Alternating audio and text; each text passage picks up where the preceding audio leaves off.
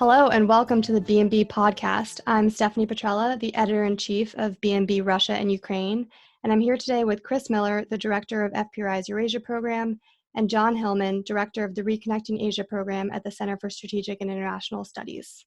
Hi, guys. Hey, Stephanie. Hey, Stephanie. Thanks for having me. Of course. So Chris and I today will be talking with John about his new book, The Emperor's New Road, China and the Project of the Century. His book looks at how China's massive infrastructure project, the Belt and Road Initiative, is unfolding on the ground. So John, you tell a really interesting story about how the idea for this book was born while you were sitting at a border checkpoint between China and Kyrgyzstan. But to back up from that point, how did you initially get interested and involved in Eurasian infrastructure, and what ultimately led you to write this book? Thanks. So I think have always been interested in Eurasia broadly defined. There are different ways people define that. But my background, my academic background in college, was actually more focused on Russia. And it wasn't until actually I started at CSIS 4 years ago with this Reconnecting Asia project that I spent more time on infrastructure, and I spent more time on tracking Chinese projects. And so this Reconnecting Asia project, which studies the supercontinent of Eurasia, it was founded in honor of Zbigniew Brzezinski, former national security advisor, and that geographic scope is reflective of his mental map of the world, which I think he convincingly put it was the proving ground for great powers throughout history, and so that's how I ended up focusing on that part of the world for the last 4 years. So John, tell us about your take on BRI. Obviously, this is something that everyone has been talking about for some time now. Is this the project of the century? Is this a branding exercise? How should we interpret what it actually means?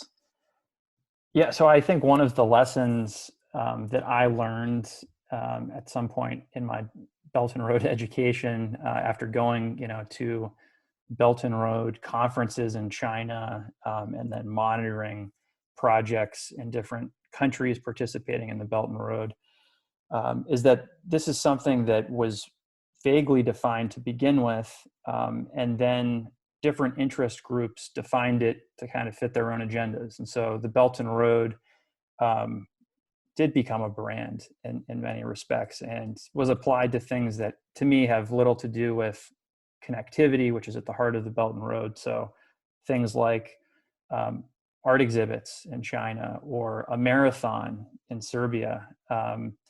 And, I think in some cases, China has been happy for people to run with the Belt and Road brand, but maybe not so much when they do it in ways that are not so flattering. So for example, I think there's a recent case of someone starting a casino outside of China and trying to do it under the sort of Belt and Road banner. And the Chinese government, I think this is one of the few times when I've actually seen this, they made a statement saying that this project was not part of the Belt and Road. But otherwise, they've been, I think, happy to let people make the Belt and Road what those people would like it to be. And that, I think, contributed to a lot of early activity, more countries joining, more groups being involved. But it's also made this, I think, almost impossible to manage. So one thing that's interesting about BRI from a Russian perspective is just how different the interpretations are of the project and what it means for Russia and China's cooperation. So you have, on one hand, people saying that it's just China's attempt to steal Central Asia from Russia. And then on the other hand, you have like Putin talking about the prospects for this great Eurasian partnership. So how do you assess Russia's role in the Belt and Road Initiative, and what are the prospects for linking the Eurasian Economic Union with the Belt and Road Initiative? Well, I think in some respect, Putin is doing what all these other interest groups were doing, but on a much bigger scale, by taking his idea for a greater Eurasian partnership, or saying that they're going to link the Eurasian Economic Union with the Belt and Road, and kind of stitching this idea onto China's bigger initiative, and in doing that, trying to suggest, I think, that these are almost equal ideas. So there's I think it's a clever approach, although I don't think that globally, I don't think that it's worked very well. I'm not sure many people know about those Russian-led initiatives as much as they know about the Belt and Road. And you're right that I think underneath this, there are different interpretations, but at least on the highest levels, Putin and Xi Jinping, whenever they get together, they will mention both of these things, and they will talk about them as cooperative. And you could see theoretically how they might be cooperative. China's Belt and Road Initiative, very focused on hard infrastructure, and the Eurasian Economic Union, maybe focused on soft infrastructure. But these things are not so compatible for other reasons. I think Russia has a lot of defensive economic interests that are going to limit its really ability to integrate, or its willingness to integrate with China economically. And just China's sheer size, just the disparity between these two partners, economically, demographically.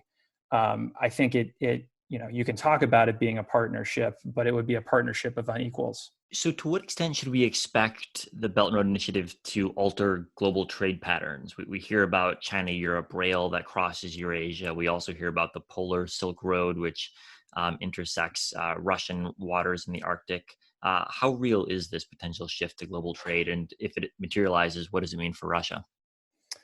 So there are new trade routes that are opening up. You mentioned China to Europe rail services. That's an example of something, 10, 15 years ago, very limited service between China and Europe by rail. Now there are over 50 cities in China and over 50 cities in Europe connected by these rail services. But in really the bigger picture, they're only carrying a small fraction of global trade, which is really still dominated by maritime trade.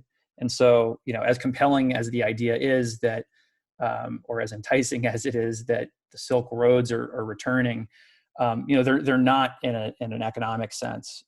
There is not a massive shift to overland trade. The rail services are growing, but they're also heavily subsidized, and I think their economic future is a little bit uncertain.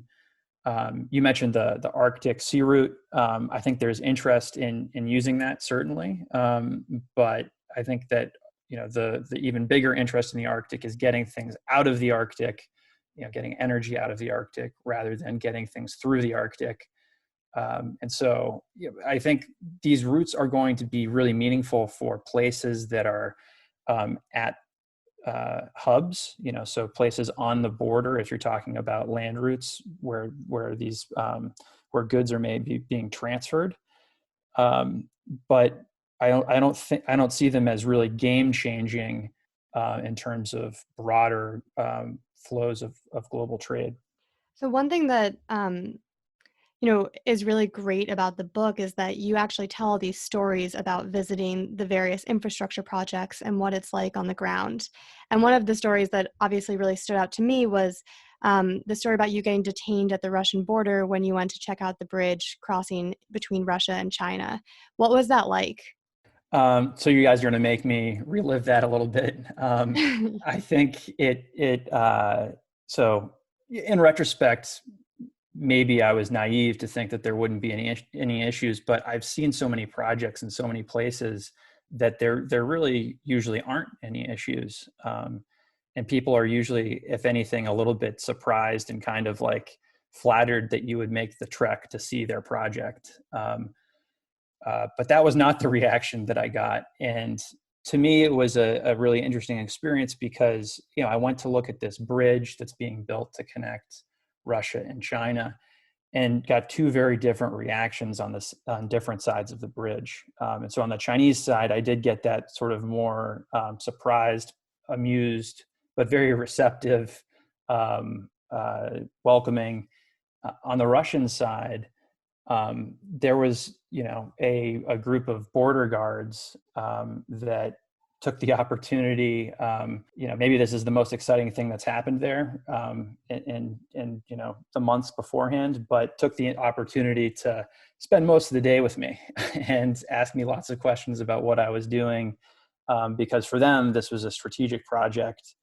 And in the reality, it's really just a bridge. So I think there is this. To me, there was this difference in perceptions. I think the Chinese side, more relaxed, more comfortable, more confident. On the Russian side, still a little bit paranoid, and much more restrictive, and thinking about this more in security terms than economic terms, perhaps. So it was a very long day. I planned on just making it a day trip, which sounds ridiculous to just do a day trip from China to Russia, but there are these ferry services, and lots of people do it every day. But it ended up being slightly longer, and not at all what I expected, but felt like I learned a lot from it. That's a great anecdote for illustrating the logistical challenges of managing the Belt and Road, and the importance of soft infrastructure and speeding travel, or the lack thereof, I guess, on the Russian-China border. But John, thanks so much for joining us today. We've been speaking with Jonathan Hillman, author of The Emperor's New Road, China and the Project of a Century. Thanks, John. Thanks for having me.